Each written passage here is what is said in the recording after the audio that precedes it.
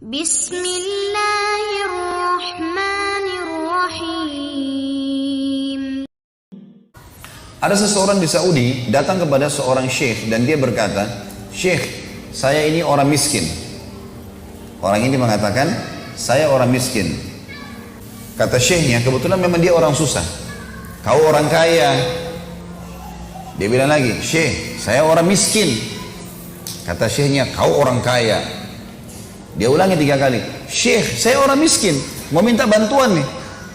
Kata syekhnya, "Kau orang kaya." Dia bilang, "Demi Allah syekh, saya orang miskin."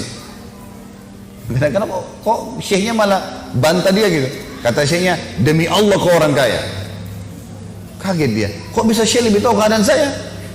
Ini kejadian di Saudi ya.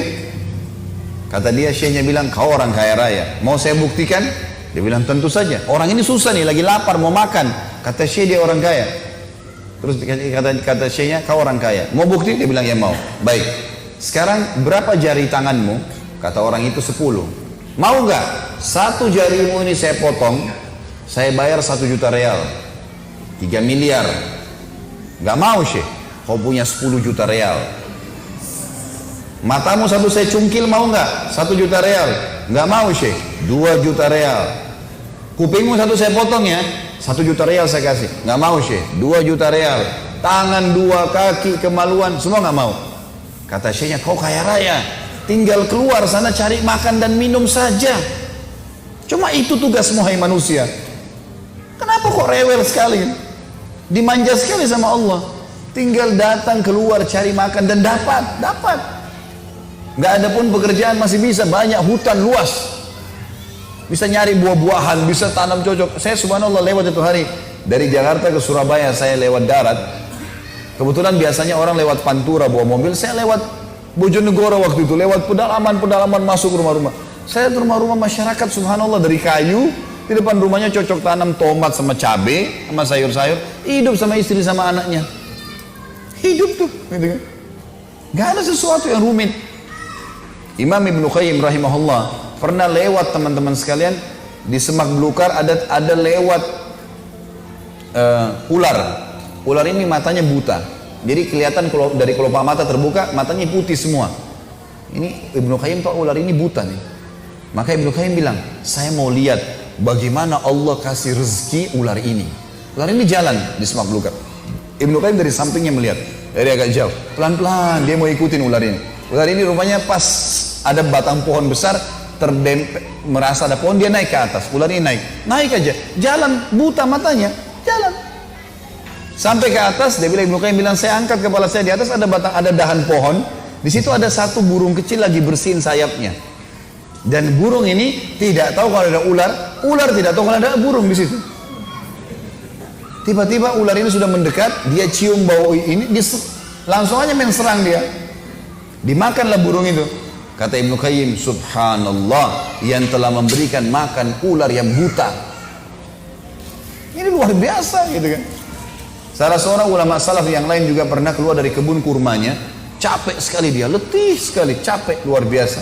Dia keluar dari kebunnya, dia pergi di sungai dekat kebunnya, lalu dia bilang, "Ya Allah, berikanlah aku balasan yang setimpal." Capek sekali dia, mau hasil kebunnya panennya bagus nih.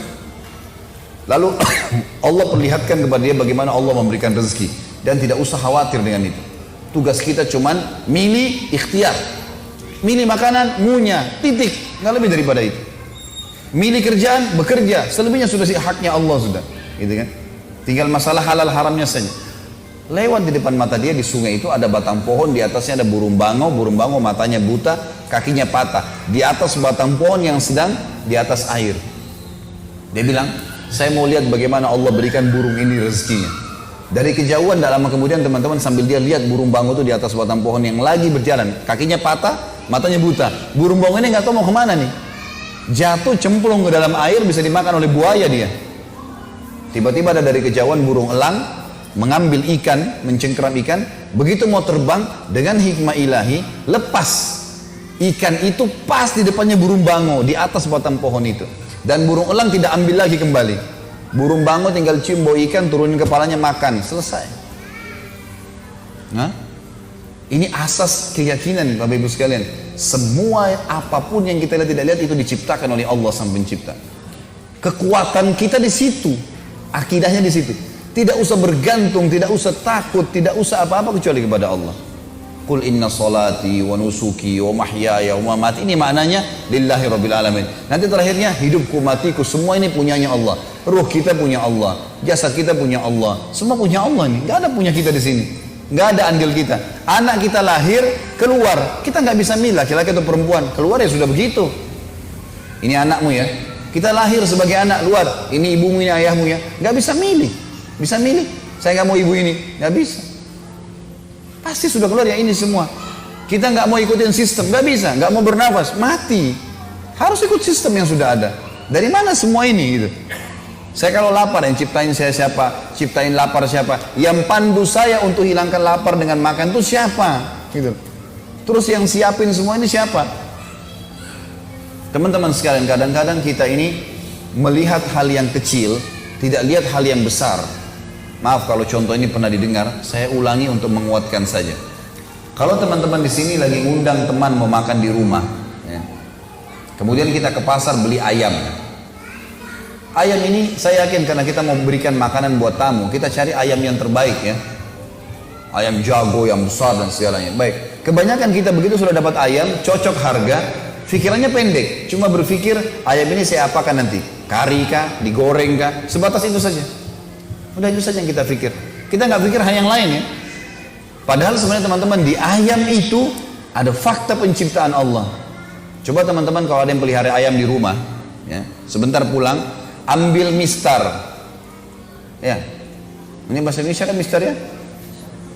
Penggaris, ya. Ini soalnya saya dari Makassar biasanya bilang mistar dulu waktu kecil. Baiklah, kita pakai penggaris. Coba Bapak Ibu sekalian antara bulu dengan bulu, ya, antara bulu ayam sama bulu ayam sebelahnya, itu bawa mistar, lihat sentimeternya persis sama.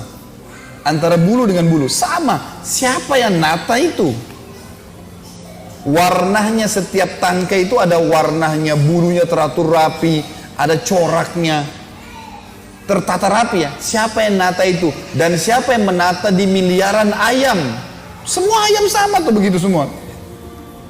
Masa depan mata begini kita nggak lihat fakta penciptaan ya? Kita belum kita bicara mulutnya, kokokannya, suaranya segala, baru kita masuk ke dagingnya yang empuk. Banyak. Kadang-kadang kita cuma sembeli ayam, kita direndam pakai air panas supaya bulunya gugur, atau dicabutin baru dibuang di sampah. Nggak lihat di situ. Teman-teman kalau lagi mau pengen makan anggur, masuk di toko anggur, buah-buahan, beli anggur. Oh saya ini ada anggur merah, hitam, hijau. Saya mau yang hitam beli aja. Makan manis, cukup. Kayak banyak manusia seperti itu saja. Coba berpikir teman-teman, siapa yang menata anggur di tangkainya? Tangkai itu setiap tangkai ada anggurnya. Siapa yang menata itu?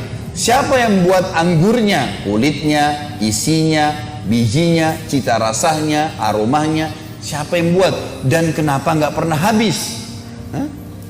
Pernah nggak ada yang temukan di sini tidak ada buah sama sekali? Atau tidak ada sayur sama sekali? Pernah ayam habis? Sudah setiap hari dipersembeli, nggak pernah habis. Dari mana semua itu? Fakta penciptaan, kata Allah dalam Al-Quran tadi dikatakan, dialah ya Allah yang telah memberikan kepada kalian rezeki.